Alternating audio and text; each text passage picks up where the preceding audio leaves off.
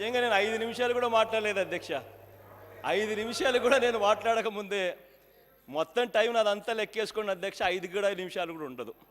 చంద్రబాబు నాయుడు గారు ఇప్పటికీ గంటన్నరన 2 గంటల సేపు అనర్గళంగా అయితే ఆయన మాటల్లో నుంచి ఒక్క మాట అయితే వినిపించింది అధ్యక్ష. చంద్రబాబు నాయుడు గారు నేను అవుట్డేటెడ్ అయిపోయాను అని చెప్పి చెప్పకనే బాగా చెప్పాడు అధ్యక్ష. అధ్యక్ష నిజంగానే ఆయన అవుట్డేటెడ్ ఏ లెవెల్లో అయిపోయాడంటే అధ్యక్ష, పట్టిసీమ ప్రాజెక్టుకు 1600 కోట్లు నీటిపాలు చేశాడు. పట్టిసీమ ప్రాజెక్టు ఇవాళ అధ్యక్ష స్టోరేజ్ కెపాసిటీ లేకుండా కట్టినందువల్ల చంద్రబాబు నాయుడు గారికి అర్థం కావాల్సిన విషయం ఏంటంటే 2015-16లో దాదాపుగా 2000 టీఎంసీల నీళ్లు గోదావరి నీళ్లు సముద్ర పాలయ్యాయన్నది ఒకవైపున రికార్డులు చెప్తా ఉన్నాయి 2015-16లో.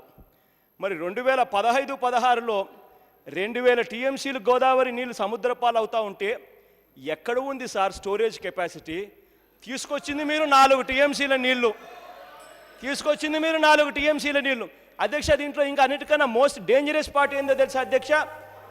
ఇవాళ గోదావరి వాటర్ డిస్ప్యూట్ ట్రిబ్యునల్లోని 7E clause number 7E clause number 7F ప్రకారం చంద్రబాబు నాయుడు గారు ఈ ప్రాజెక్టు కట్టినందువల్ల ఈ రెండు క్లాసులు 7E 7F ప్రకారం ఈ చంద్రబాబు నాయుడు గారు కట్టినది ఈ ప్రాజెక్టు వలన ఈ 7E 7F క్లాసులు రేపు పొద్దున గోదావరి వాటర్ డిస్ప్యూట్ ట్రిబ్యునల్లోని ఈ 2 క్లాసులను Telangana government, Karnataka government, Maharashtra government 3 గవర్నమెంట్లు కూడా దీన్ని ఎక్స్‌ప్లాయిట్ చేసే కార్యక్రమం చేసి కృష్ణా నుంచి మనకు రావాల్సిన నీళ్లు ఇవాళ నేను అడుగుతా ఉన్నా అధ్యక్ష, ఇదే చంద్రబాబు నాయుడు గారిని అడుగుతా ఉన్నా.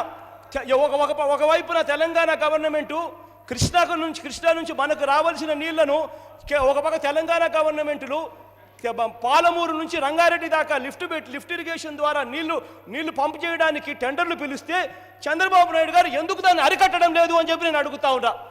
కారణం చంద్రబాబు నాయుడు గారు ఇవాళ పట్టిసీమ ప్రాజెక్టు కట్టారు కాబట్టి 7E 7F ప్రకారం మనకు ఇబ్బందులు ఉన్నాయి కాబట్టి, అడగడానికి ఇబ్బందులు ఉన్నాయి కాబట్టి చంద్రబాబు నాయుడు గారు ఇవాళ అడగలేకపోతా ఉన్నారు.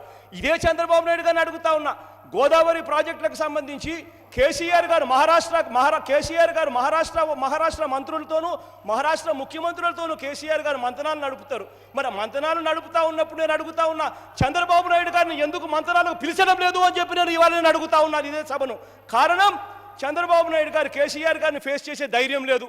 కేసీఆర్ గారిని ఎందుకు ఫేస్ చేసే ధైర్యం లేదు అని అంటే కారణం ఓటు కోసం కోట్ల కేసు బయటకు తీస్తాడేమో అన్న భయం. ఇవాళ ఇదే కేసీఆర్ గారు మహారాష్ట్ర ముఖ్యమంత్రి గారు రెయిన్ గన్ అని మాట్లాడాను. వాట్ ఈజ్ రెయిన్ గన్ అధ్యక్ష?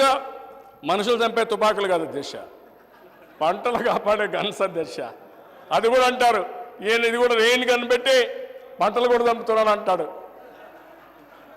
అర్థం కాకపోతే నేర్చుకోండి అయ్యా, నేర్చుకోమని కోరుతున్నా, దండం పెట్టి చెప్తున్నా. జగన్మోహన్ రెడ్డి అర్థం చేసుకో, నీకు ఒక అపవాది కూడా ఉంది, నువ్వు ఒక వితండవాది అని. ఎవరు చెప్పినా ఇనవని కూడా ఒక అపవాది ఉంది. కాబట్టి అన్ని మానే ఇష్టానుసారంగా ఏది పడితే అది మాట్లాడడం. చెవులో పూలు పెట్టుకున్నారంట. ఏం చెప్తారంటే చెవులు పెట్టుకునే రోజు వస్తుంది. నువ్వు పెట్టుకోకపోతే ప్రజలు నీకు చెవిలో పువ్వు పెట్టే రోజు వస్తుంది. ఆ విషయం నువ్వు గుర్తుపెట్టుకోవాలా. ఎప్పుడన్నా ఏ ఫీల్డ్లను రాణించాలంటే కొన్ని క్వాలిటీస్ ఉండాల్సిన అవసరం ఉంది. నాకైతే ఈరోజు మతిపోయింది అధ్యక్ష. ఎప్పుడు కూడా నేను ఊహించుకోవాలా పట్టిసీమను వ్యతిరేకిస్తారంటే నాకు అర్థం కావడం, ఇప్పుడు కూడా డైజెస్ట్ చేసుకోలేకపోతున్నా. ఏమయ్యా మీకు అర్థమైందా? అర్థమైందా? ఏమర్థమైంది చెప్పండి? ఏమర్థమైంది మీకు? పట్టిసీమ ఎక్కడుంది అర్థమైందా? పట్టిసీమలో లాభం అర్థమైందా? పోలవరం అర్థమైందా? కృష్ణా డెల్టాలో ప్రాజెక్టులు అర్థమైనాయా? తప్పకుండా మీ అందరికీ పాఠాలు పెట్టాల్సిందే. ఇంకా